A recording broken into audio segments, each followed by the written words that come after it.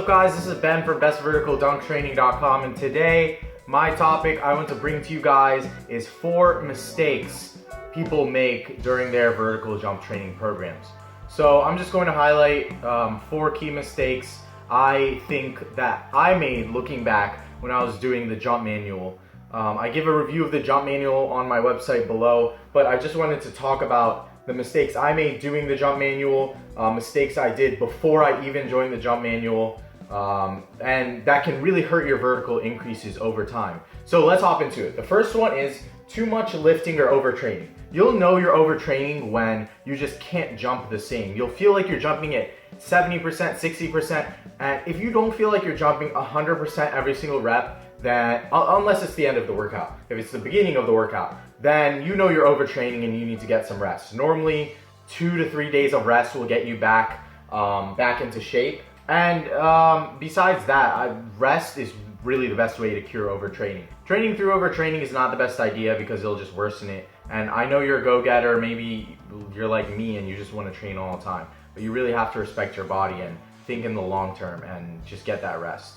So my second point of mistakes people make when they're doing vertical jump training is not giving insufficient effort for every rep. When you're doing jump training, you want to replicate the movement you want to optimize, like I've said in other videos. So you really want to do 100% on every rep, and if you're not doing 100% by the 7th or 8th rep, then you just want to stop completely. You do not want to do those reps halfway.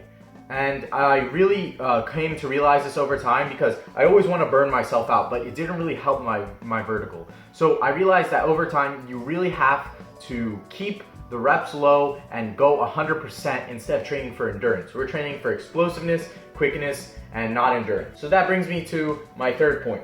My third point is sometimes people, when they're doing vertical jump training, they don't get the correct exercises, a correct mix of exercises, and they limit the muscle activation and variety of their workout. You really want to switch out exercises. Make sure you're targeting the main muscle groups like quadriceps, hamstrings, and your calves. But you really want to rotate out workouts, switch out plyos for strength, switch out strength for plyos, do stretches, do dynamic jumping, stuff like depth jumps, which I talk about on my blog below. But what you really want to do is get a mixed variety, and every 2 to 4 weeks, I'd say, rotate your workout and try out different things. And you'll really feel it. If you can feel soreness doesn't mean you're getting a good workout, but it just means you're challenging and engaging different muscle groups. So that's really what you want to do, because the more muscle groups you engage, the more muscles you're recruiting to get a higher jump so you can elevate off the ground. My last point is concurrent training. This is one of the biggest things. I should have put this at number 1.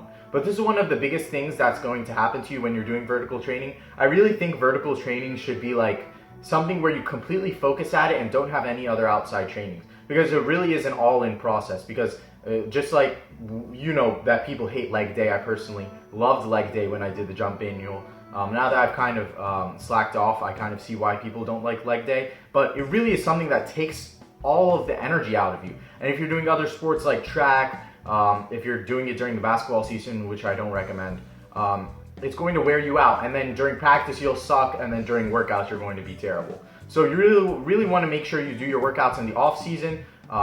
And don't do them you should only maintain during the season if you're playing a sport in high school or college. You want to maintain during the season, make your growth over the summer or whenever your sport is not in session.